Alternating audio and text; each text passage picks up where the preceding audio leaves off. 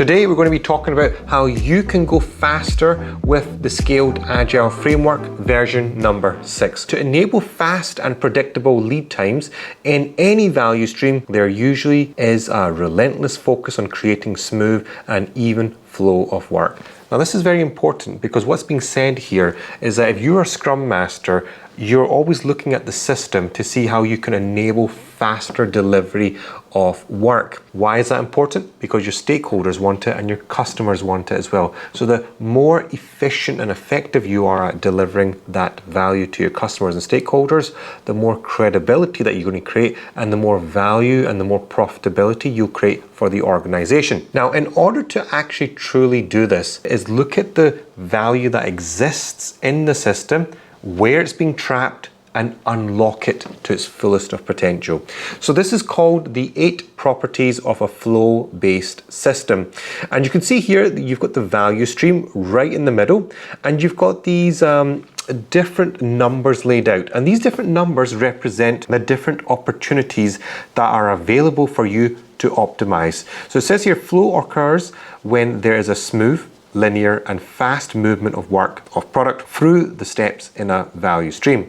And flow properties describe the elements that always exist in a flow system. So you as a Scrum Master need to be able to understand and see the opportunities that are available to yourself to enable that flow faster through the system. And you've got a couple of things here by number one, getting that the work in process to a suitable limit, batch sizes, the way you operate and remove bottlenecks, and how you get that feedback from the customer so you build more accurate requirements. Handoffs, eliminate as many handoffs as possible. Policies, the lesser the policies, the better it is for yourselves. And queue, a stricter limited queue will mean a faster delivery for the system because you have smaller batch sizes. Now, if that all sounds alien to yourself, if that sounds very difficult to yourself, or if you don't understand any of what I've just said there, that basically means you do not possess the tools and techniques and capabilities of how to be a good Scrum Master. These things are extremely important because this is how you become a proficient Scrum Master in the office space. Because in the office space, your managers want to see, do you make the teams more efficient? Do you make the teams into a highly productive team? In order to become a highly productive team, you need to have a highly efficient, productive system supporting the team. The only way that can be achieved is if you make the system go faster, and hence the team will go faster as well. This is a very important tactic for a Scrum Master to master, because if you don't have this at your fingertips, you will very struggle. Other certifications and other training programs only cover from it from one point of view, which is that you have Scrum and use Scrum to make it the best it can be. That by itself, the one-dimensional approach will not work, especially when you have so many priorities conflicting happening in one day, which the team's going to be running around left, right and center like headless chickens. It will not work that way. What you need to approach at is from a 3-dimensional approach, is that you're going to use Scrum, you're going to make it into a high-performing team, but also use a Scrum Master is going to improve the flow in the system. So you're going to make it into a flow-based system, and you're going to apply all the tools and techniques to make the flow go faster. This is probably one of the most important things in the Scaled Agile Framework that has been released. So the other stuff we've covered in other videos, but this is another critical aspect that you really need to take into consideration. Think about it. If you took the training and you have this understanding readily available and you know how to deploy it within the system, that will make a huge difference for you and your teams and for you to deliver value going forward. And we were just talking about the 8 flow accelerators there, and that's the things there, 1 to 8, for you to maximize that flow. And these basically represent the opportunities that we saw here. Visualize and limit width, address bottlenecks, minimize handoffs and dependencies, get faster feedback, work in smaller batches, reduce queue length, optimize time in the zone, and remediate legacy policies and practices. The more focus that you can give in on these, the better it'll be for your team to produce value. These accelerators are applied differently to each safe level. or each organization's levels. They've introduced a couple of new articles, and they actually describe and tell you exactly how you want to do it at the team level, at the program, agile release train level, solution level if you've got very, very large organizations, and the portfolio level if you're managing portfolios of work. And the great thing about these articles is that they offer specialized techniques that help you address and optimize and debug issues that achieve that continuous value flow at these different levels. So if you are a Scrum Master and you're looking to optimize how you can make your team go faster, look at the team flow. That article will give you fantastic insights in how you can make that team operate even faster, even more efficiently, or even more productively. What does that mean for yourself? It means that you are becoming more of a specialist. People will see you with more credibility, and the team will respect you even more because they see you as a practical practitioner who has the guidance that can make things work and flow better in the organization.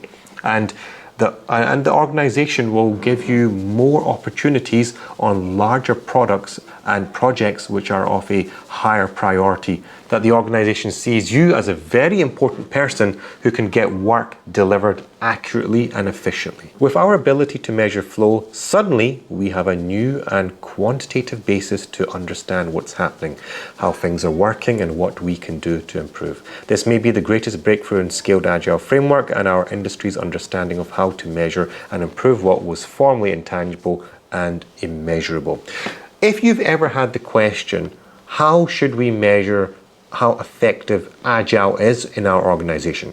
How can we measure your performance as a Scrum Master? How can we measure how good your team is? How can we measure if the team is hitting its KPI? How fast is? How much reduction of cost is there? How much faster is time to market? Collaboration increase, transparency increase. Believe it or not, the 8 flow accelerators give you the exact measurements, the exact opportunities for you to focus in on. So if you're a Scrum Master and you have a manager or a senior manager that you have to report your quantitative KPIs, OKRs, or PIs to, you can use them.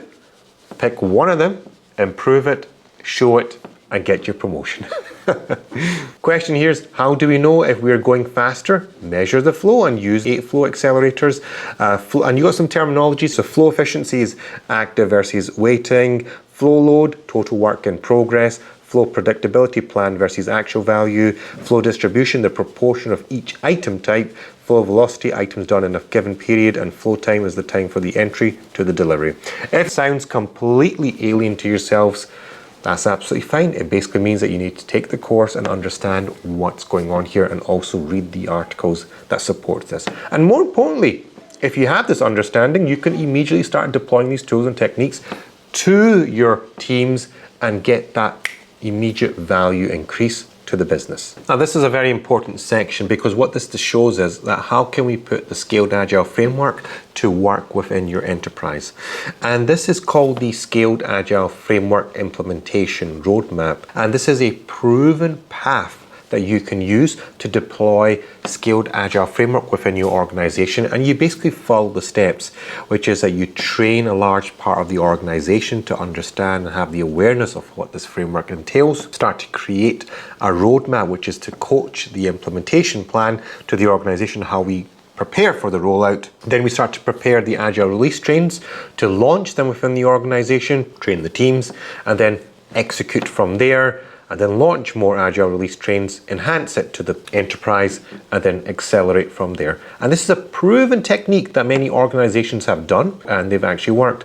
Believe it or not, this is the exact same implementation roadmap that I would use if I'm going to a new organization, is that you have to teach a lot of the staff there, a lot of the employees in the organization, because they're alien to Scaled Agile. They don't know what it's about, on what the principles are. And then from there, start coaching them, and from there, start implementing and accelerating from there.